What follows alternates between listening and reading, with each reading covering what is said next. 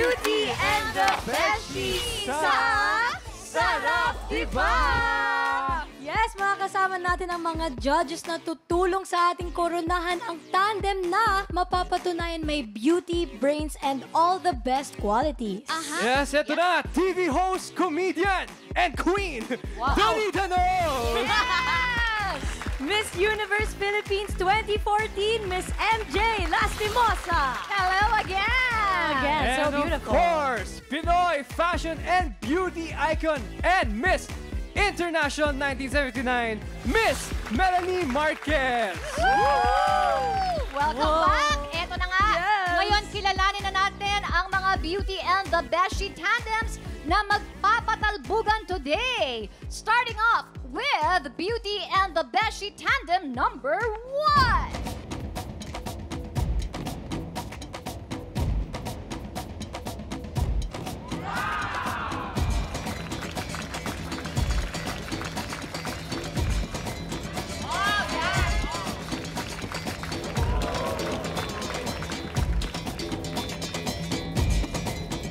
Precious Mariel A. Bacani, 20, Angel Mary, 20, Pampanga. Pampanga.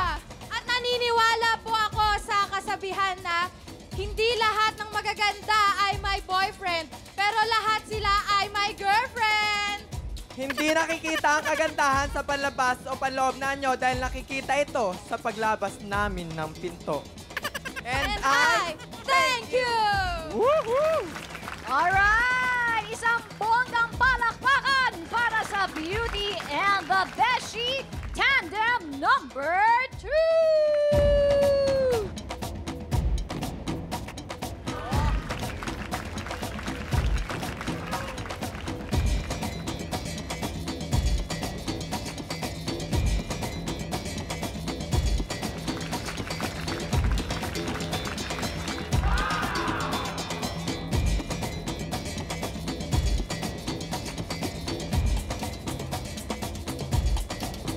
This is Rosemary Aranata, 21. And this is Samantha Vicencio, 21, North Caloocan.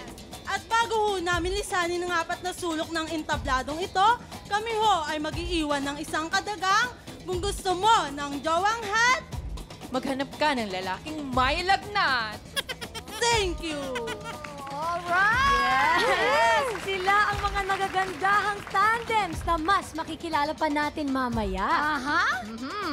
But before natin makita kung ano ang ibubuga nila sa talent and question and answer portion, judges, ano ang masasabi niyo sa ating mga tandems? What can you say? Na Mga one-liner ulit. Awesome! Awesome! Miss Melanie? Pwede na. Okay. Donita? Ano ba yun? Ano yun?